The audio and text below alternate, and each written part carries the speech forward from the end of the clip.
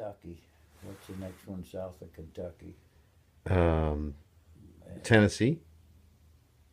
Tennessee. It's It might Tennessee. have been in Tennessee or the next one, She but lived in anyway, Tennessee. Aunt Susie lived in Tennessee. yeah, Okay. she was there for a long time, Yeah. and then. Uh, uh, and she was with this same guy that she was with was, and and then when the war was over, Yeah. that's when and she came back and she got a job in Columbus working for the For the Lutherans, right? Lutheran church. Yeah, Yeah. she did, and then but she's just like She just never got married.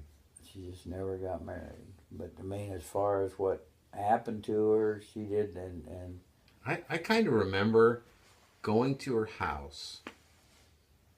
As a real little kid, the thing I remember mostly was the Aunt Jemima doll sitting on top of the coffee can full of cookies. Remember that? I don't. Maybe you wouldn't, but she had an Aunt Jemima doll, a black faced doll, sitting on top of this coffee can, and there was always cookies underneath it when we went in there. But no, But she I had some boyfriend. She went somewhere with it. Seems to me that happened. That may not be the case, but it's like, I think Julie went with me. I think it was me and Julie. So how old would I have been? Um, I don't know. Julie was walking, so she might have been a year or two. I might have been 5 or 6. But we came to Columbus. She was living in Grandview in an apartment. I think it was Grandview. It was an old brick house. And we went to her church, which was, I think it was UALC right there. And she had a man with her. Does that not ring a bell? well, I mean, just like I said, that most of the time, and I don't know whether she ever tried to get married or whatever deal was. That part of it was. It's like I say, when you're uh, uh, see, it's just like you, if you was in the trying to figure out what Mark was doing when you were in seventh grade and he was graduating or something, Yeah. you wouldn't know. But I don't ever remember saying anything about this being my boyfriend or going to be my husband. She never did say Never said anything that. like that. Okay. But I know one guy she lived with down in. I mean, I don't think she lived together with him. Okay. That You said- that they went. That's where the Wright Patterson center, the government sent her to, really, Yeah. and him too, and he's a preacher, and he was a preacher, and then he went back to preaching sometime in there, and I can remember going someplace, and anyway, when he saw me, no, I guess he did, or anyway, I knew him, and he's dead now. But anyway, I don't know why I got there, and he knew me, and he says, "How's your sister Susie? I haven't seen her for a while." And I said, "She died." That's when she died. What, 93 or 2003, something Yeah, like that. 2003. So it wasn't 93 because we had lunch with her at. She used to go across the street from her house and go to Friendly's on I know. Fifth Avenue, and we went into her house once, and I must have been close to when she was getting in trouble, and it was you couldn't walk through it. It was impossible. It was just full of paper, stacks of papers Yeah, everywhere. that's what it was. She had this, that, and another thing. And Marianne was going out. That's my sister. After her husband died, she was going to Columbus and checking on Susie all the time. And she says every time I went over there, she says everything that I straightened out when I was here the last time was all over where it was when I came here the last time. But then the night that she she fixed it up so that one of Neoma's kids, and I think it was, I can't remember everybody's name anymore, lived there in Columbus, and somebody else, Yeah, Charles. Charles lived in Columbus. well, whoever it was, had her number. I mean, that she had done this once, went down there, and anyway, that Mary Ann gave them the number so they could call somebody there in Columbus and say, here's this woman down here at 10 o'clock at night or 11 o'clock at night or whenever they close. Well, the last thing it was that, and we may have been living there at that time, I don't remember really. No, we wasn't there at the, well, it would have been, that she got up, it was 1 o'clock in the morning. She woke up, thought it was daylight, went down to Friendly's and tried to get in, and this guy called, and they come and got her, and from there on, between Mary Ann and Neoma, then they put her in the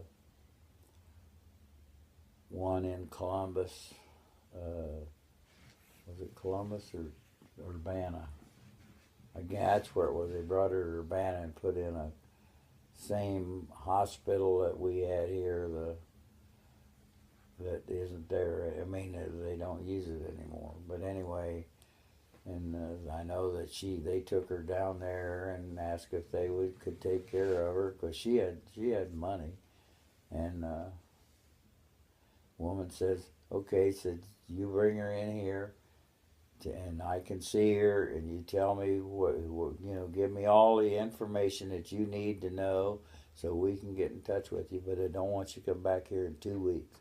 Says after 2 weeks you can come back anytime you want to. Says otherwise, that we have to find out how bad she is, and she was there in Urbana. Then they brought her down to Springfield, and then she went, when she got real bad, she went to the place right down here on Home Road, and that's where Mary Ann called me and says, I think Susie's going to die today, and I went out there and she did. And that's the problem that I'm having, is the same thing where your head goes out of whack. But and Neoma, Neoma, she and Sally the same way, that they don't know. As far as I'm concerned, the difference is that I know what's happening to me, but I talk about it, see. But your mother, she calls and she gets up on the phone, then goes in another room and talks, and I know she's telling somebody that something's wrong with me, but I know what's wrong with me, and if it gets too bad, I can say, okay, let's, I'll get rid of it. But they just let it, more or less sat there and did nothing until they got, I know Neoma was that way. She just, the last time I went down to see her was,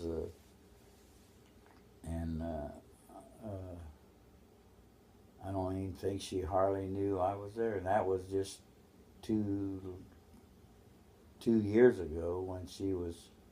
She was, yeah. No, she was in.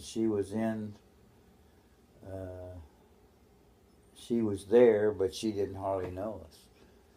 And before that, the time before we went there, and I went every 6 months or so to see her, and when I got there, she says, "Come on down here. I'll take you to dinner." See, and the next time I went down, she didn't know me, or she might have known me, but she didn't. You know what I mean? That's just the way she was. First time I had we had a dog. I think I took her down right away, and it was the next year. That year, well, she really liked the dog. The next time, she's scared of it. And this dog, you can't be scared of here. See, Yeah. She's. It's a long time when you get to be like I say to people. They talk about stuff, and I say, "Well, I'm 83 years old, and a lot of things could happen." But I says, and then people don't believe I'm 83 years old because I just keep right on going. And it ain't so much. I mean, it ain't that I don't know something. I have just forgotten how